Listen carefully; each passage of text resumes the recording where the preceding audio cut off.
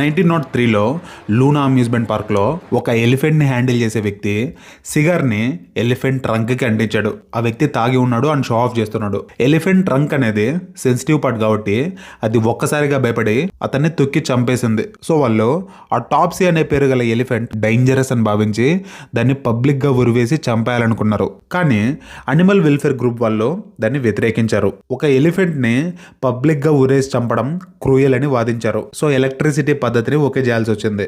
Late 1800s నేరస్తుల్ని ఉరివేసి punish చేయడం cruel అని భావించేవారు. అందుకే వాళ్ళు ఎలక్ట్రిక్ చైర్ని ఇంట్రడ్యూస్ చేశారు. హ్యాంగింగ్ అనేది స్లో ప్రాసెస్.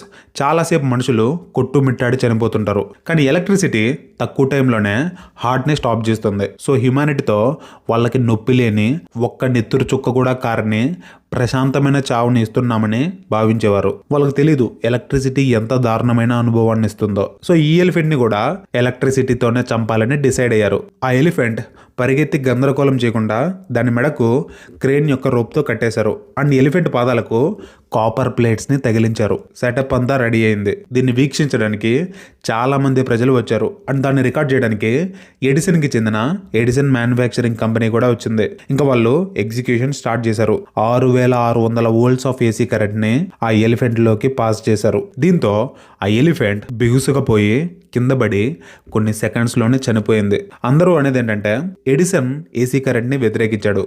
అది చాలా డేంజర్ అని వాదించాడు. ఎక్స్పెరిమెంట్ చేసి ప్రజలకు కూడా చూపించాడు. సో దీన్ని రికార్డ్ చేసింది ఎడిసన్కి చెందిన ఎడిసన్ మ్యానుఫ్యాక్చరింగ్ కంపెనీనే కాబట్టి సో ఇది కూడా ఏసీ కరెంట్ ఎంత ప్రమాదమైందో చూపించడానికి ఎడిసనే చేయించాడు అని చాలామంది వాదిస్తారు.